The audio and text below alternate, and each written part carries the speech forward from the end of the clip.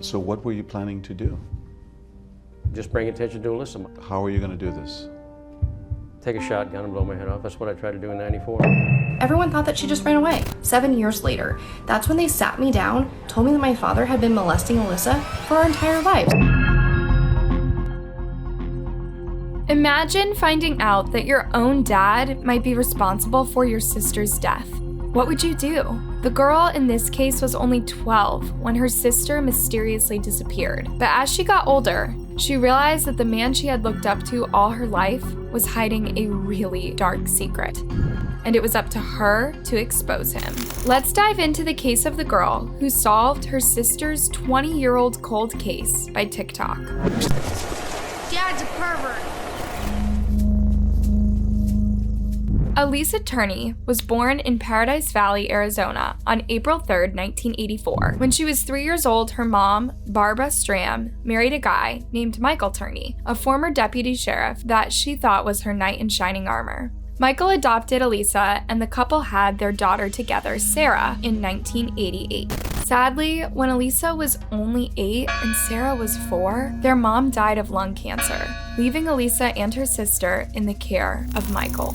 Sarah said that she and Alissa, although would fight like normal siblings, were very close. She described her sister as loving and kind, but strong. After their mom died, Alissa became like a second mother to Sarah, teaching her everything that she knew. She was like every girl in the early, 2000s with silver eyeshadow and bracelets all up her arm and a big, huge smile. In my life, there was no one cooler than Alissa. According to Sarah, Alissa always wanted to be a mom and had even took child development class in school. When this incident happened, Alissa was 17 years old, had a boyfriend, and worked part-time at a fast food restaurant. She was described as a normal, spirited teenager with a rebellious streak. She experimented with pot and sometimes skipped classes, though she was a good student. Alissa's friends said that Michael was a strict parent who regularly searched Alissa's belongings, monitored her phone calls, and sat outside the restaurant where she worked to see what she was up to. Interestingly, Michael was not as controlling and possessive of his daughter Sarah as he was with Alissa. Sarah would later say in an interview with NBC's Dateline, he was always frantic about her, always had to know where she was and what she was doing. He was very overbearing, but he wasn't like that with me. On May 17, 2001, Alissa had just finished her junior year at Paradise Valley High School. Sarah said that she remembered that her sister was super excited for summer and was planning to attend a graduation party later that evening, but she never did. In fact, no one would ever see her again. Later that evening, Sarah and her dad got home and found Alissa's usually neat room in a mess, and Alissa was nowhere to be found. They tried calling her phone, but her phone buzzed inside the room on her dresser. Beside it was a note addressed to them that read, "Dad and Sarah, when you dropped me off from school today, I decided I am going to California. Sarah, you said you really wanted me gone? Now you have it. That's why I saved my money. Dad, I took $300 from you. Alissa." The handwriting was definitely Alissa's, and this looked like something that she would do since she was always talking about going to California to stay with her aunt. However, it was later revealed that she had actually signed the note at a different time than when she had written it. Michael immediately called the cops to report Alissa as a runaway. The police didn't have any reason to believe otherwise, so they didn't even bother to look into the case. Michael said that he dropped Alissa off in the morning like he usually does, then picked her up early to go for lunch. However, during the meal, Michael said in an interview with ABC News that the two got into an argument because Alissa wanted more freedom. "I told her that as long as you're under my roof, you're going to have to check in with Daddy, because Daddy is a nervous wreck if you don't." She was definitely upset. Michael claimed that when they got home, Alissa was still upset and she stormed off into her room. He left her there to go pick up Sarah and run some errands. He tried contacting Alissa several times when he was gone, but she didn't answer the phone. However, Sarah said that her dad was actually late that day in picking her up and that she had to go to a friend's house nearby, which is where he came and picked her up. She remembered that her dad was frantic that Alissa wasn't picking up his calls. The police never investigated or followed up on this claim, so the case went cold. On the other hand, Michael was all over the place trying to find Alissa, going from house to house looking for her, and passing out flyers, asking if anyone had seen her. He even traveled to California several times to search for her. He had flyers stuck to the dashboard of his truck for years. He'd tell everyone and anyone about Alissa. He talked about her constantly at the pharmacy, at the bank, at the grocery store. With hindsight, he made a fuss with everyone other than the police. A week after she disappeared, Michael told the police that he received a call from a payphone in California. He said that the conversation was scrambled, but he realized that it was Alissa, and she told him to leave her alone, and hung up. Alissa's case remained classified as a runaway, with most people believing that she wanted to get away from her strict stepfather and get a fresh start in California. But as months turned into years without anyone hearing from her, this began to look less and less likely. Alissa had a boyfriend, siblings, and friends that she was really close to, but she never mentioned wanting to run away from any of them. None of them also heard anything from her after she went missing. Also, Alissa had left most of her belongings behind, including her cell phone and makeup, and had not touched the $1,800 in her bank account. It was also discovered that Alissa never went to her aunt's place. So, where was she?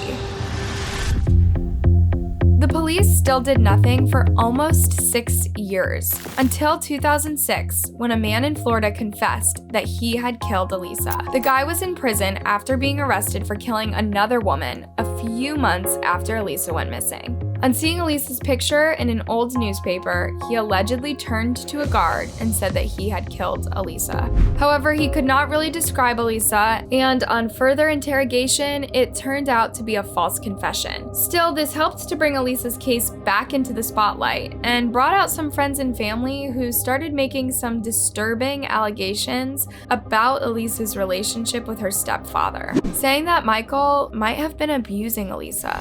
Alissa's boyfriend told the police that she had once confided in him that Michael had once taken her out to some deserted place and violated her. One of Alissa's teachers and friends told the police the same thing. Some friends even said that Alissa had told them that one night she had woken up to find herself gagged and bound to a chair with her stepfather on top of her. Michael denied all these accusations against him, saying that he was a good father to Alissa and he had never hurt her in any way. It was later revealed that a year before Alissa went missing, Michael had called Child Protective Services to tell them that if Alissa ever called them to report a complaint against him, she was lying. In 2008, investigators from Phoenix Police Department Missing Persons Unit opened Alissa's case and began looking into Michael. They got a search warrant to search the home where Alissa had lived and the home across the street where her family had later moved to. While searching the house, investigators found many videotapes of Alissa dating back to the 1980s. One even captures Alissa and her boyfriend making out. But, suspiciously, there were no videos of the day Alissa disappeared. Police would also find lots of homemade contracts written by Michael and signed by Alissa stating that he had never abused her. On further searching of the house, police found a large stock of handmade explosives and high-caliber rifles, as well as 2 handmade silencers and a van filled with gasoline. Michael himself was also carrying a knife, 2 loaded guns, and 7 magazines of ammunition when he was arrested. The police also found a 98-page manifesto titled Diary of a Madman Martyr, written by Michael as he tried to explain why he had all these weapons in his house. In the document, he accused the Internation Brotherhood of Electrical Workers of being behind Alissa's kidnapping and murder. Michael had worked as an electrician in the 1980s and complained about the poor working conditions. When Alissa disappeared, he told the police that he thought the union held a grudge against him and wanted to punish him by taking Alissa. In the manifesto, he claimed that he had killed 2 assassins responsible for his stepdaughter's death and that Alissa was buried in Desert Center, California.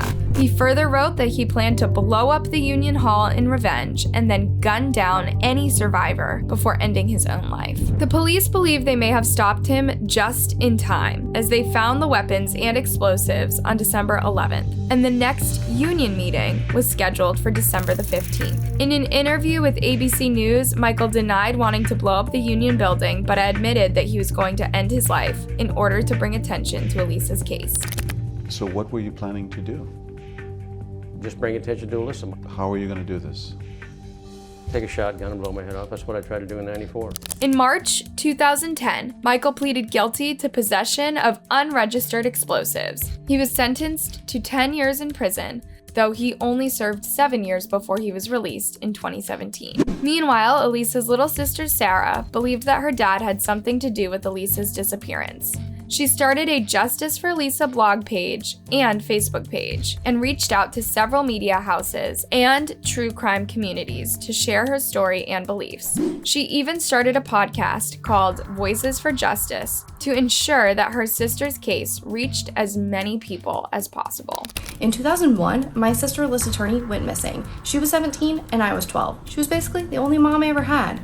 But everyone thought that she just ran away, and the police didn't even look into it until 2008, 7 years later. That's when they sat me down, told me that my father had been molesting Alissa for our entire lives. They told me I had a sister I didn't know about, and that they were raiding our home right that minute, looking for evidence that he killed my sister.